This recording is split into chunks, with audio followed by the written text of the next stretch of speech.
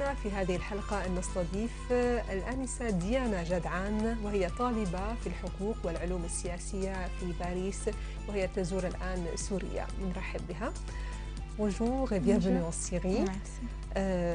C'est vrai que vous êtes en France, vous êtes française et syrienne en même temps, et vous étudiez en France, mais vous avez toujours le cœur attaché à la Syrie, à Damas. Pourquoi?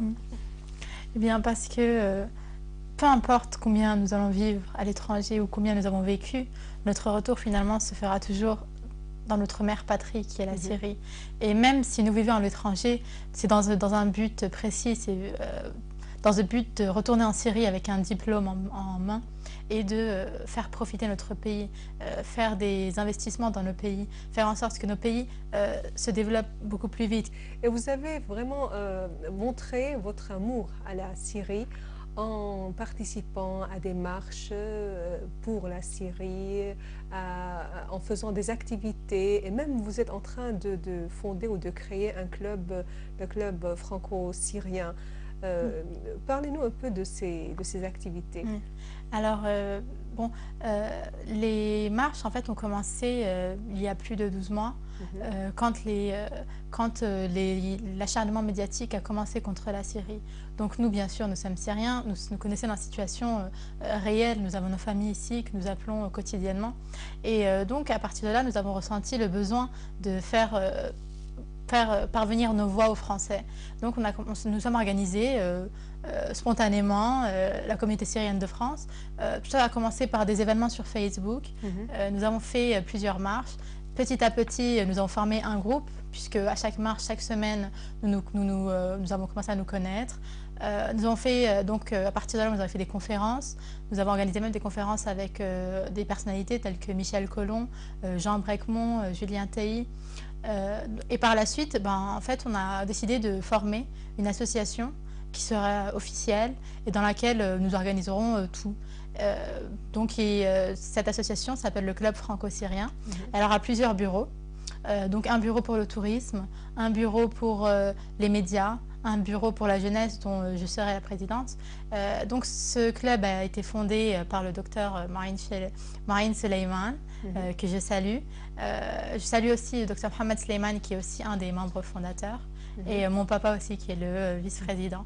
Donc elle a été vraiment fondée avec toutes les têtes organisatrices vraiment des manifestations, des marches, etc.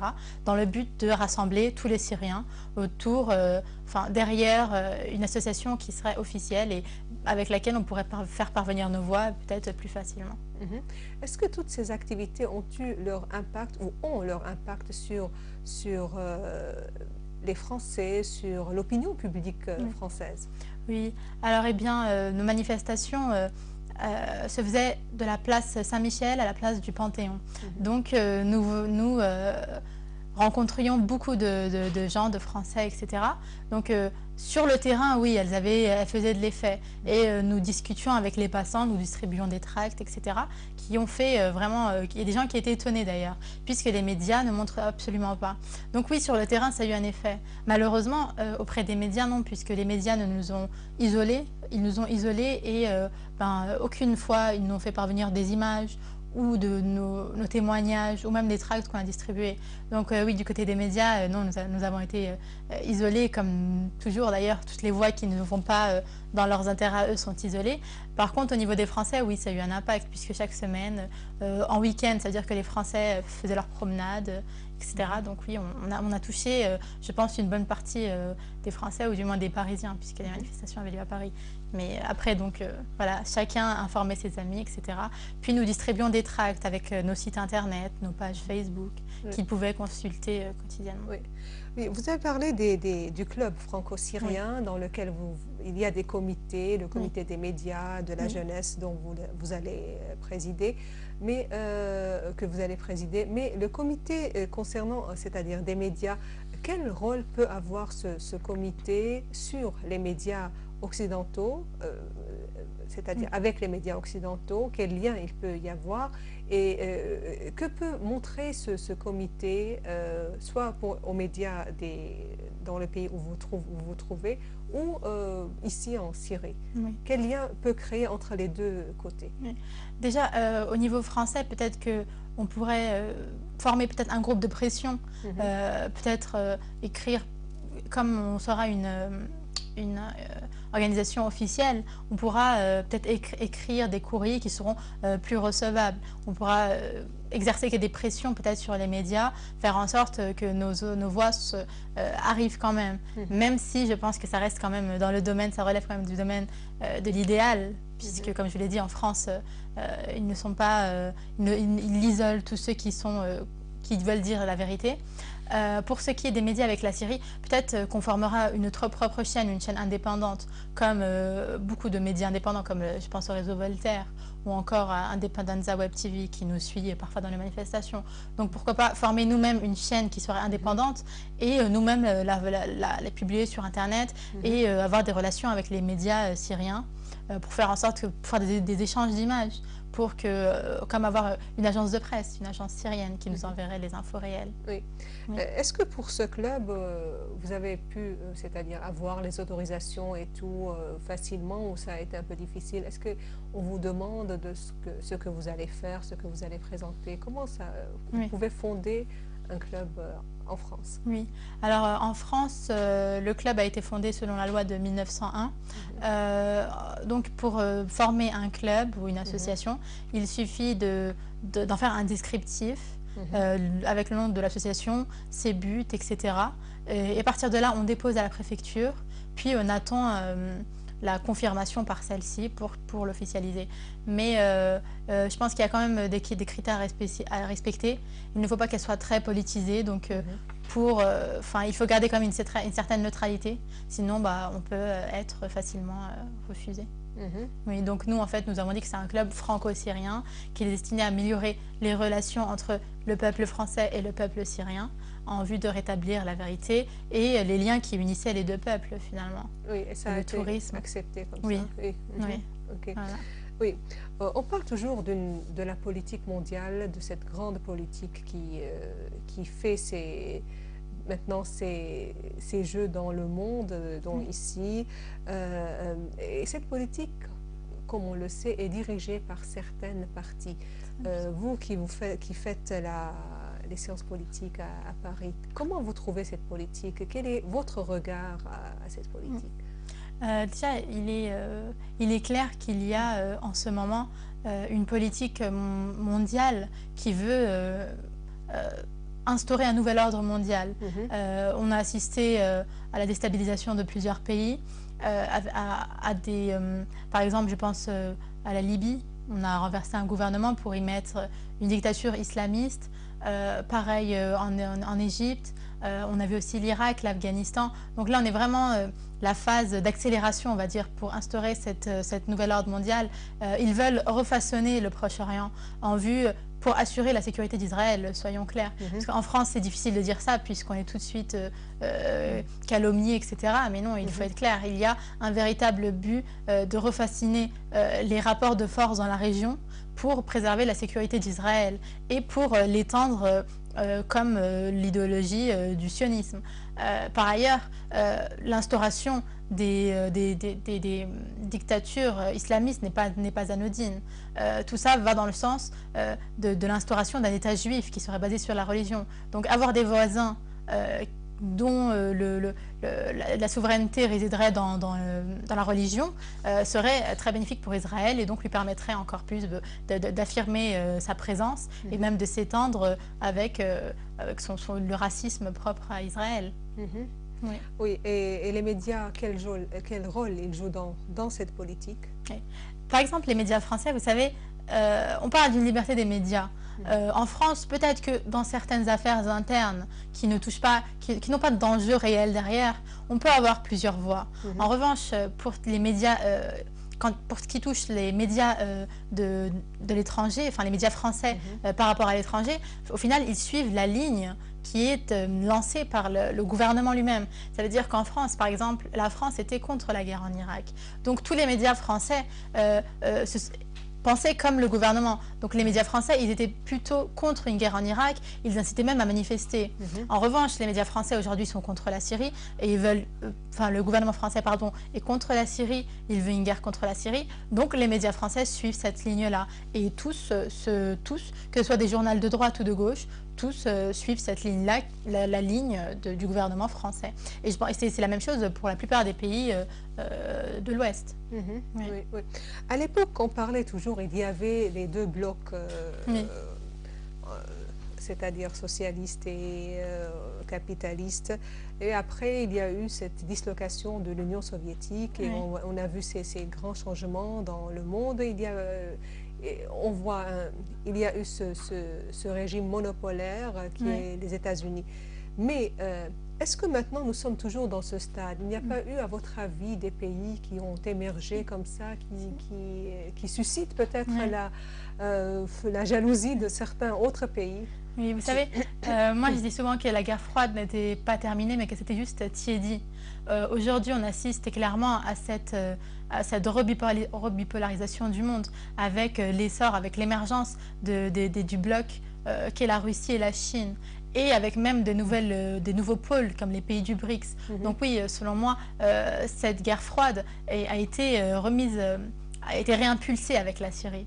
Oui, exactement. Oui. Le monde est bipolaire et la Syrie a réimpulsé ce rideau de fer, comme disait Churchill. Okay. Voilà. Oui, oui. Et quel sera l'avenir de la région à l'ombre de cette amitié qui n'est pas nouvelle en fait, mais qui se renforce de plus en plus? Oui. Moi, je pense, comme vous l'avez dit déjà, cette amitié est longue et traditionnelle pour la Syrie. Moi, selon moi, nous devrions nous tourner vraiment vers ces pays-là amis, puisque l'Ouest ne nous veut pas du bien. Et au contraire, on l'a vu, on a assisté aujourd'hui, plus nous faisions des réformes et plus ils accentuaient les pressions contre nous, contre le peuple. Plus on faisait des réformes, plus ils armaient les terroristes. Donc nous n'avons vraiment, je pense, aucun intérêt à nous tourner vers eux.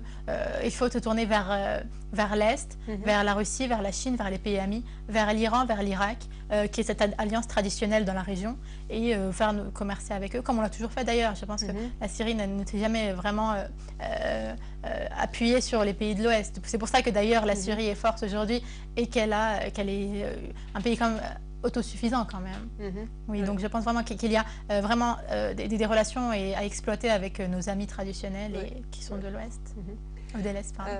On dit toujours qu'après cette étape, maintenant, dans le proche avenir, la Syrie va passer dans une nouvelle ère. C'est toute une nouvelle politique qui va régner en Syrie. C'est le modernisme et on va vraiment changer. Comment on peut investir ces changements, par exemple les réformes, la nouvelle constitution, comment on peut investir ces choses-là, toutes ces choses, pour le bien de la Syrie, à votre avis? Tout d'abord, par rapport aux réformes, je veux dire que les réformes ne sont pas nouvelles. Le président nous a toujours habitués à des réformes. Depuis qu'il est au pouvoir, nous avons vu beaucoup de réformes se mettre en place. Et comme l'a dit le président, les réformes n'est pas un effet de mode. C'est que ce sont des réformes qui sont amenées à durer dans le temps, qui vont être dans des institutions. Donc il faut des comités qui doivent étudier, etc. Donc oui, les réformes pour la Syrie, elles sont anciennes. C'est vrai que là, on a eu une accélération des réformes, certes, mais je pense que ce sont des réformes qui doivent être amenées à durer dans le temps, qui ne doivent pas être dans un simple moment T. D'ailleurs, je pense que la Syrie va créer une forme qui lui est propre, vous savez, une forme de démocratie, mais propre à la Syrie, puisque la démocratie à l'occidentale, nous l'avons vu en Irak, nous l'avons vu en Libye. C'est un leurre, ce n'est pas une démocratie, c'est un prétexte pour nous faire la guerre. La Syrie va créer une démocratie qui lui sera propre, avec toutes les confessions qu'elle compte, avec la société syrienne qui est très complexe. Pour l'améliorer, je pense que tout est mis en marche. Là, on a des élections législatives.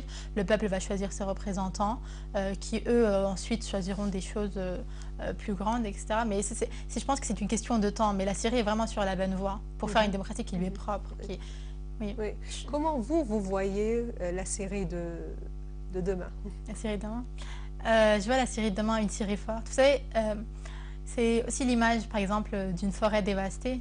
Je reprends cette image à Bahar Kim Yong-gur, qui avait dit qu'en fait la Syrie, ce serait l'exemple, par exemple, d'une forêt. Vous avez une forêt dévastée, tous les arbres sont par terre, tous les arbres sont coupés, et il y a un arbre au milieu, un arbre qui est fort, qui est haut, qui est fier, et donc c'est la Syrie. La Syrie, malgré tout le chaos qui la touche, malgré tout ce qui l'entoure, malgré toutes les tentatives de déstabilisation, la Syrie restera cette Syrie forte qu'on a toujours connue, cette Syrie de résistance, cette Syrie arabe. Je vois la Syrie vraiment... Vous savez, si la Syrie est résistante et en plus de ça démocratique, parce que aujourd'hui, quand ils veulent attaquer la Syrie, ils prennent la carte de la démocratie et de la liberté. Demain, si la Syrie devient démocratique et avec toutes les libertés qu'on a déjà connues, qu'on connaît déjà en Syrie depuis bien longtemps, la Syrie vraiment sera vraiment intouchable, je pense. Oui, et elle restera forte comme elle a toujours été avec notre président. Oui. Est-ce qu'on va nous laisser faire ça, à votre avis?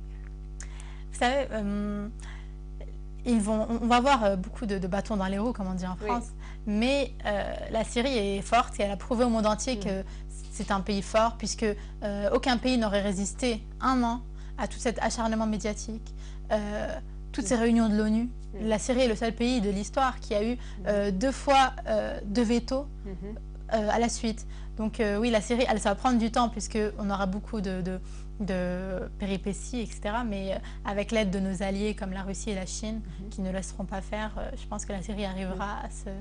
Et qu'est-ce qui fait la force de la Syrie, à votre avis? La force de la Syrie, c'est son peuple. Son peuple, le peuple syrien est conscient. C'est un peuple qui n'est pas dupe. Les Syriens ont accueilli 2 millions d'Irakiens.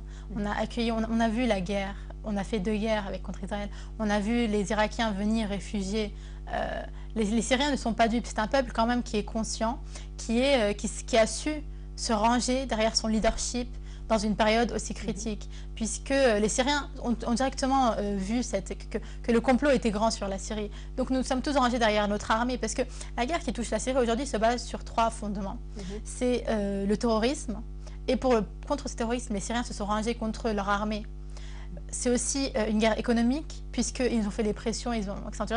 Les Syriens ont directement fait des campagnes, ils sont allés déposer leur argent dans les banques.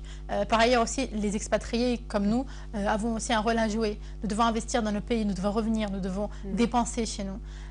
Enfin, ce qui touche la Syrie, c'est une guerre médiatique. Et les Syriens ont prouvé, par exemple, je pense à l'armée syrienne électronique, voilà, qui a fait vraiment un travail de titan. Pareil pour tous les jeunes Syriens. Je vois des multitudes de groupes et de pages sur Facebook, sur Twitter, qui ont rétabli la vérité. Donc les Syriens ont vraiment prouvé au monde entier que vraiment, je suis fière d'être syrienne, et je suis fière aussi des jeunes Syriens qui ont vraiment combattu sur Internet et avec les médias, ou même nos chaînes de télévision. Chaque jour, nous avions plus de 1300 agences de presse qui publiaient contre nous. Et nous avions, nous, que notre chaîne syrienne et Adounia. Et Adounia et l'Akhbariyya Syria News. Et vraiment, et malgré ça, nous avons tenu. Et je remercie parce que nous, en France, nous sommes isolés des médias. Aucun média ne nous montre la vérité. Donc, quand on regardait vos chaînes, ça nous rassurait. Et je remercie vos chaînes qui nous ont remonté le moral dans les moments les plus difficiles. Pendant votre séjour ici, vous avez fait des visites, soit dans les hôpitaux pour voir les blessés, vous avez été pour donner du sang. Racontez-nous un peu ce que vous avez fait, ce que vous avez vu. Oui, déjà, quand nous sommes arrivés, nous étions étonnés, puisque nous sommes arrivés à l'aéroport, l'ambiance était festive. Le chemin était plus que normal. Nous sommes arrivés à Damas. Aucun barrage, rien. Nous sommes arrivés à Damas même. Nous avons vu les gens. Nous avons vu des gens en train de pique-niquer, même à une heure tardive. Nous avons vu les magasins ouverts, les cafés qui sont bondés de gens, les souks ouverts. Donc nous étions déjà étonnés. Nous connaissons la vérité, mais nous avons confirmé en fait ce que nous savions déjà. Ensuite, le lendemain, nous nous sommes rendus sur les lieux de l'explosion Al-Qassa, qui a touché beaucoup de civils. Nous avons ensuite allumé un cierge à l'église Al-Salib, qui se trouve juste à côté de l'explosion, pour l'âme de nos martyrs. Et aussi, nous avons c'était la Pâque orthodoxe. Oui. Donc nous avons souhaité une joyeuse Pâque à nos amis. Ensuite, nous nous sommes rendus à l'hôpital militaire de Tchéline. Nous avons visité les blessés de guerre. Voilà, donc à partir de là, on s'est dit, vous dites, les médias français ne disent pas qu'il y a des terroristes, mais qui a fait ça? Qui a tué nos militaires? Qui les a blessés? Nous avons vu des gens qui allaient mourir, nous avons vu des jeunes, c'est notre armée, ce sont nos frères, des jeunes qui étaient dans des états entre la vie et la mort. Nous avons pris des photos pour les faire parvenir en France. Ensuite, nous nous sommes rendus à la tombe du soldat inconnu. Nous avons fait la prière commune, une prière chrétienne et une prière musulmane pour l'âme de nos martyrs. Ensuite, le lendemain, nous nous sommes rendus, nous avons donné notre sang, nous avons fait un don du sang d'un des militaires. Nous étions très fiers puisque c'est le moins qu'on puisse faire pour nos militaires et pour notre peuple qui se bat depuis 1 an contre le terrorisme. Nous avons aussi vu le grand mufti, le mufti de la République syrienne. Donc c'était vraiment très touchant. Oui, nous sommes restés sans voix. On a aussi fait parvenir nos condoléances à notre mufti pour l'assassinat de son fils. Nous avons signé voilà, une grande banderole puisque c'était Aïd el-Jallah, donc la fête de l'indépendance, pour remercier notre armée et pour lui dire de ne pas sortir des villes, tout simplement. Parce que si aujourd'hui nous avons réussi, nous sommes là en Syrie, c'est parce que l'armée nous a protégés, c'est parce que l'armée a protégé nos familles. D'ailleurs, la France, par exemple, qui se dit un pays démocratique, préconisait d'envoyer l'armée à Sevran, qui est une petite ville de banlieue, puisqu'à un moment donné, l'effectif ne suffit plus. À un moment donné, il faut que l'armée intervienne. Avoir 120 hommes des forces de l'ordre mourir en 24 heures, c'est qu'à un moment, il faut envoyer l'armée, l'effectif ne suffit plus. Donc nous, nous avons signé que nous voulons que l'armée reste, puisque c'est l'armée qui nous a protégés, et c'est l'armée qui continuera de nous protéger. C'est l'armée elle seule, nous n'avons qu'une seule armée en Syrie, qui est l'armée arabe syrienne, et l'État lui seul détient le monopole légitime, non, le monopole légitime de la physique, de la violence physique. Voilà, donc seul l'État peut intervenir, seul l'État peut nous protéger, seule l'armée. Oui. Nous avons fait beaucoup d'activités en fait. Mais je suis encore émue. Oui. Parfois on a tendance à penser que quand on sort pour manifester pour des marches pro-gouvernementales, c'est-à-dire soit en France, soit ici, il y a quelqu'un ou des gens nous obligent à faire ça. Vous, comment vous êtes sortis? Est-ce qu'il y a eu je ne sais pas, des contraintes d'ici et de là ou des obligations pour vous faire sortir? Comment vous êtes sortis? Vous savez, j'ai assisté à beaucoup de manifestations en Syrie. Je suis sortie le matin. J'ai vu les gens qui se rendaient en voiture avec la musique, avec les drapeaux, des petits qui chantaient, de tout âge, des femmes, des enfants qui allaient s'y rendre dans une ambiance très festive. Les gens qui chantaient, les gens étaient heureux. Il y avait même des darboukas, tout le monde dansait. Et j'ai assisté et non, aucune contrainte. D'ailleurs, les médias veulent faire croire à ça, mais comment expliquer que les gens dansent, que les gens rigolent? Ils ne savent plus quoi dire, ce n'est que des mensonges. Je me suis rendue ici à plusieurs manifestations, nous sommes allés tout à fait normalement, comme tout le monde d'ailleurs, et nous avons manifesté, nous avons chanté, nous avons dansé pour notre pays. Nous sommes rentrés ensuite, tout à fait normalement. Pareil en France. En France, nous n'avons aucune pression, puisque nous vivons même en France depuis toute notre vie. Donc aucune pression, nous nous y rendons normalement, avec notre consentement. En revanche, j'en veux aux médias français qui nous attaquent en fait en France, qui nous font passer pour des gens qui recevraient de l'argent ou des biens ou je ne sais quoi du gouvernement syrien. Alors nous n'avons aucune relation avec quiconque, avec quelqu'un du gouvernement ou avec aucune ambassade ou avec rien du tout. Nous sommes la communauté syrienne qui a peur pour son pays, qui défend son pays et qui nous y allons tout à fait naturellement et spontanément. Vous savez, malgré notre éloignement, la Syrie vit en nous. Nous n'oublions pas. Nous avons, comme je l'ai dit, finalement notre retour se fera en Syrie. par peur justement à l'étranger de perdre notre identité, nous sommes beaucoup attachés à notre pays. Nous sommes très fiers d'être Syriens. Nous sommes connus en France, nous les Syriens, pour dire nous sommes Syriens, nous sommes fiers. Et si nous sommes fiers aujourd'hui, c'est parce que nous avons notre président qui a toujours défendu nos intérêts, qui a toujours pris les bonnes décisions, qui a toujours eu des positions fermes face à la résistance. C'est pour ça que nous sommes fiers d'être Syriens. Ce qui a réveillé aujourd'hui plus encore notre sentiment national, c'est parce que nous avons senti le danger. Nous venons de France, nous avons vu combien le complot est grand.